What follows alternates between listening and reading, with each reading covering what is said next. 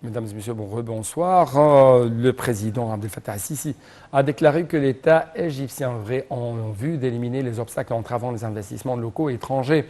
Le chef de l'État a ajouté que l'État examinait la possibilité d'exploiter les ressources minières.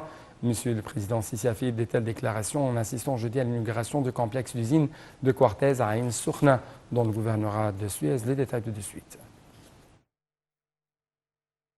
Lors de l'inauguration du complexe d'usine de production de quartz à El Ain Sokhna au gouvernorat de Suez, le président Abdel Fattah el-Sisi a déclaré que le coût requis pour les 3 prochaines phases du complexe de quartz s'élève à 700 millions de dollars, ce qui n'est pas un petit montant.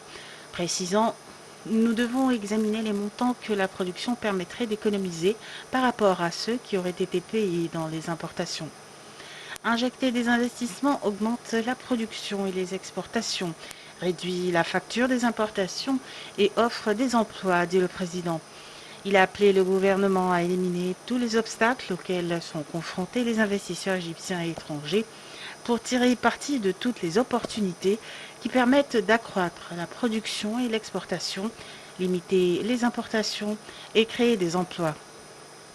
Nous devons continuer à injecter des investissements et des fonds qui permettront d'atteindre de grands rendements représentés par la réduction des importations, la hausse des exportations, en plus de l'embauche d'un grand nombre de la main-d'œuvre, a expliqué le président. Le chef de l'État a affirmé que les projets qui ont été inaugurés sont disponibles pour les investisseurs égyptiens et étrangers et pour l'investissement en bourse, afin d'aider les citoyens à investir dans des opportunités qui ont un bon rendement.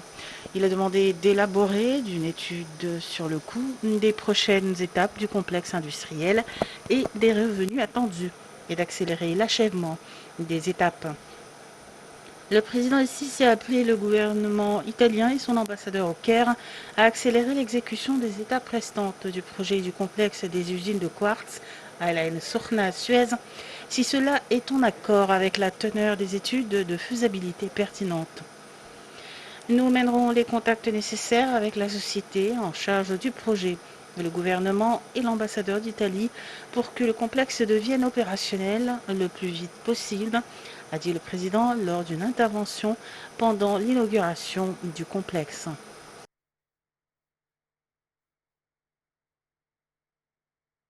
Le Premier ministre Dr Moussaf Madbouli a affirmé que l'État accordait une grande importance aux investissements des frères arabes, soulignant l'importance du projet de la Société du Canal pour la production de sucre dans la région de l'Ouest de Minya, surtout avec le volume d'expérience dont bénéficie l'entreprise dans ce domaine.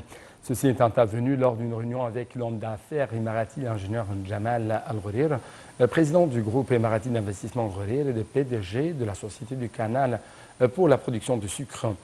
Dr Madbouli a affirmé que le gouvernement égyptien s'attachait à faire réussir le projet et son aspiration à contribuer à combler le déficit d'importation du sucre. Le président de l'autorité du canal de Suez, l'amiral Oussama Arabi, a annoncé le succès de l'opération de sauvetage de flottement du bateau, plutôt de navire de marchandises Chin Ei Tong 23, après une panne survenue dans une de ses réacteurs. Rabi a ajouté que le sauvetage de ce navire qui traversait le canal de Suez en provenance de l'Arabie saoudite à destination de l'Égypte s'était déroulé avec professionnalisme. Le président de l'autorité du canal de Suez a d'autre part rassuré que le mouvement de navigation avait immédiatement repris dans les deux sens du canal.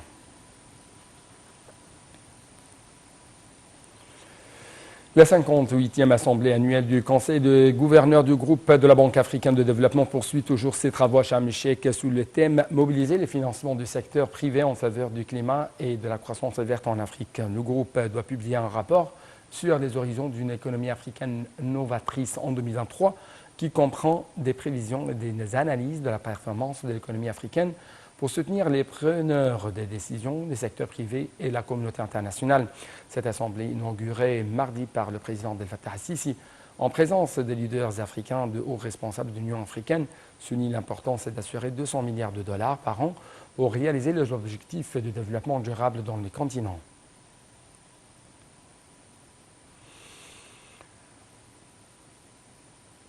Sur le plan diplomatique, le chef de la diplomatie égyptienne, Sameh Choukri, s'est entretenu à Genève avec le haut-commissaire des Nations Unies aux droits de l'homme, Volker Turk. Le porte-parole du ministère des Affaires étrangères, l'ambassadeur Ahmed Abouzid, a déclaré que la rencontre avait porté sur les efforts nationaux visant à renforcer les droits de l'homme ainsi que sur le dernier développement régional internationaux. Choukri s'était rendu hier en Suisse pour des consultations avec les chefs et les hauts responsables des organisations internationales concernant les cadres de coopération bilatérale avec l'Égypte, en plus d'un nombre de questions régionales et internationales d'intérêt commun.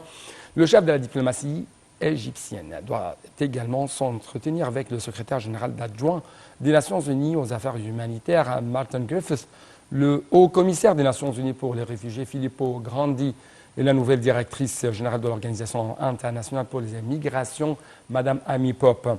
Le ministre des Affaires étrangères rencontrera également l'émissaire de l'ONU pour la Syrie, Geir Pedersen, dans le cadre du renforcement des efforts internationaux visant à mettre fin à la crise syrienne.